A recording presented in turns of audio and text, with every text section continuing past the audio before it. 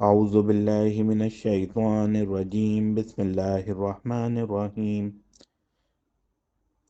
جب مصر فتح ہوا تو مسلمانوں نے ایک روز ایک عجیب ماجرا دیکھا کہ مصری ایک نہایت ہی حسین و جمیل لڑکی کو سجا سنوار کر دریائے نیل میں ڈالنے لگے۔ مسلمانوں نے انہیں ایسا کرنے سے روک دیا اور ان مصریوں کو ساتھ لے کر فاتح مصر حضرت عمرو بن العاص رضی اللہ تعالی عنہ کی خدمت میں پہنچ گئے اور سارا قصہ بیان کیا۔ اہل مصر نے حضرت عمود بن العاص رضی اللہ تعالی عنہ سے کہا کہ ہمارے ملک میں کاشتکاری کا دار و مدار دریائے نیل پر ہے۔ ہمارے ہاں یہ دستور ہے کہ ہر سال ایک حسین و جمیل کنواری لڑکی دریا میں ڈالی جاتی ہے۔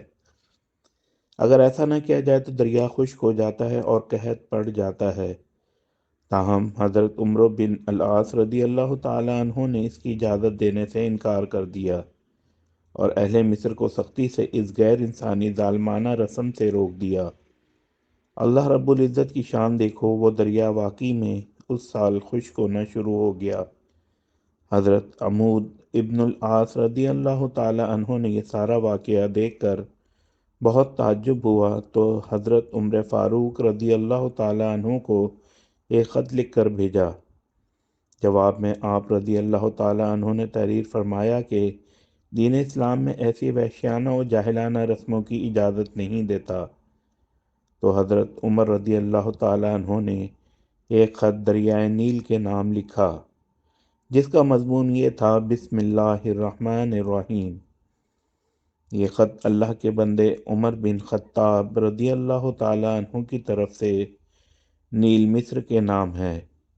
اگر تو اپنے اختیار سے جاری ہے تو بے شک جاری نہ ہو، لیکن اگر تو اللہ کے حکم و اختیار سے جاری ہوتا ہے تو پھر میں اللہ سے دعا کرتا ہوں کہ وہ تجھ کو جاری کر دے۔